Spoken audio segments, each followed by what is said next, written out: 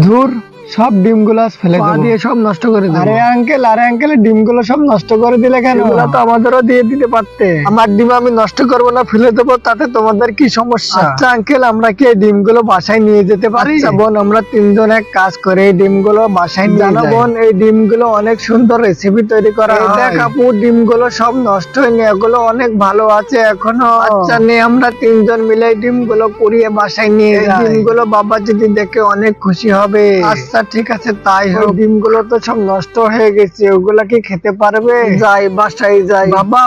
বাবা দেখো আমরা কি নিয়ে এসেছি। কই দেখি কি নিয়ে এসেছো, কোথা থেকে পেলে এতগুলো ডিম? আচ্ছা মা, তোমরা যেহেতু ডিম নিয়ে এসেছো, তাহলে আমি ভালো করে ধুয়ে নিই ডিমগুলো। বন্ধুরা, তোমরা তো জানো এই ডিম রেসিপি অনেক সুস্বাদু। আমার মেয়ে 3টা নিয়ে এসেছে ডিমগুলো। ডিমে যতগুলো মশলা উপাদান লাগে সবগুলো দিয়ে ভালো করে মিক্সচার করে নিতে হবে। রান্নাটা হতে হতে তার আগে তুমি যদি আম খেয়ে থাকো ভিডিওতে লাইক করো, তুমি যদি লিচু খেয়ে থাকো ভিডিওতে একটা সাবস্ক্রাইব করো, তুমি কোন ক্লাসে পড়ো কমেন্ট করে বলে দিও। তোমরা ভিডিও দেখতে দেখতে আমার রান্নাটাও হয়ে গেছে। রান্নাটা অনেক সুস্বাদু হয়েছে